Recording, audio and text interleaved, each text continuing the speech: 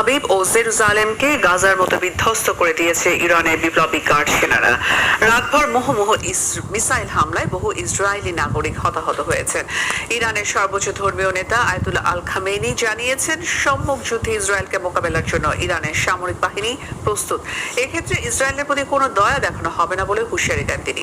বিস্তারিত শরীফুল ইসলামের প্রতিবেদনে। ওয়ালটন আবারও মিলিনিয়ার অফারে ওয়ালটন ফ্রিজ কিনে আপনিও হয়ে যেতে পারেন মিলিয়নিয়ার।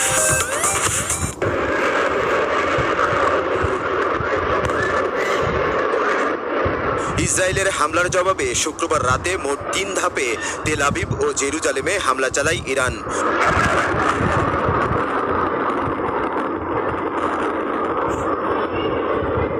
এর মধ্যে কয়েকটি মিসাইল সরাসরি ইসরায়েলের বাণিজ্যিক রাজধানী তেল আবিবে আঘাত হানে।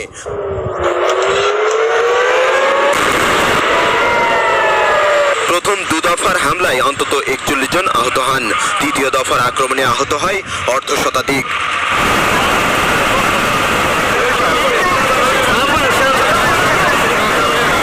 ইরানের বিপ্লবী গার্ড সেনাদের বৃষ্টির মতো ছোড়া ক্ষেপণাস্ত্র ইসরায়েলের কেন্দ্রীয় শহর রিশন লেজিওনে এসে পড়ে।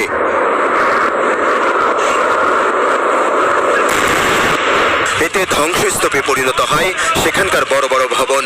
আটকে পড়ে বহু ইসরায়েলি। আতঙ্ক ছড়িয়ে পড়ে তেল আবিব জুড়ে। তবে ইসরায়েলের দাবি, ইরানের ছোড়া কয়েকশো ব্যালিস্টিক মিসাইল যুক্তরাষ্ট্রের সেনারা তেল আবিবে পৌঁছানোর আগেই ধ্বংস করেছেন। ইসরায়েলে ইরানের রাতভর হামলার পর সকালে দেশটির রাজধানী তেহরানের মেহরাবাদ বিমানবন্দরে হামলা চালায় দখলদার ইসরায়েল। সেখানে কয়েকটি মিসাইল আঘাত আনে তারা। এই হামলার পরপরই বিমানবন্দরটিতে আগুন জ্বলতে থাকে। এদিকে ইরানের সর্বোচ্চ ধর্মীয় নেতা আয়াতুল্লাহ আলী খামেনি জানিয়েছেন, সম্মুখ যুদ্ধে ইসরায়েলকে মোকাবেলার জন্য প্রস্তুত ইরানের সামরিক বাহিনী। ইসরায়েলের প্রতি কোনো দয়া দেখানো হবে না বলেও সতর্ক করেন তিনি। ইরানি হামলা করে ইহুদি শাসক গোষ্ঠী একটি বড় ভুল, গুরুতর অপরাধ এবং চরম বেপরোয়া আচরণ করেছে। আল্লাহর কসম, এই হামলার ফলাফল হবে গুরুতর এবং ইহুদিরা ধ্বংস হয়ে যাবে। তবে ইরানের পরমাণু প্রকল্পকে পুরোপুরি ধ্বংস করতেই হামলা করা হয়েছে বলে জানিয়েছেন জাতিসংঘে নিযুক্ত ইসরায়েলের রাষ্ট্রদূত। আগামী 4 থেকে 5 দিনের মধ্যে সেই লক্ষ্য পূরণের হুমকিও দেন তিনি। আমরা ইরানের সাথে পুরোপুরি যুদ্ধের মধ্যে আছি। আমাদের যুদ্ধ ইরানের শাসক গোষ্ঠীর সঙ্গে, জনগণের সাথে নয়। আমাদের লক্ষ্য একটাই, ইরানকে পরমাণু অস্ত্র থেকে বিরত রাখা। Commander of Emergency Command. ইরানে ইসরায়েলের আক্রমণের নিন্দা জানিয়েছে চীন। নেতানিয়াহু সরকারকে অবিলম্বে সকল সামরিক অভিযান বন্ধ করার আহ্বান জানিয়েছেন জাতিসংঘে নিযুক্ত দেশটির রাষ্ট্রদূত।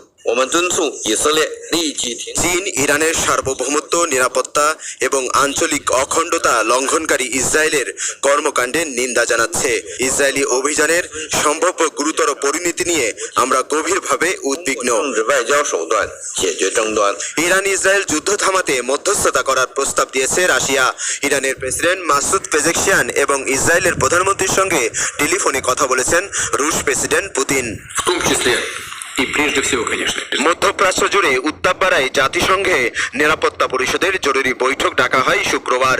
ইরান ইসরায়েলের পাল্টাপাল্টি হামলার নিন্দা জানিয়ে উভয় পক্ষকে শান্তি বজায় রাখার আহ্বান জানান জাতিসংঘ মহাসচিব।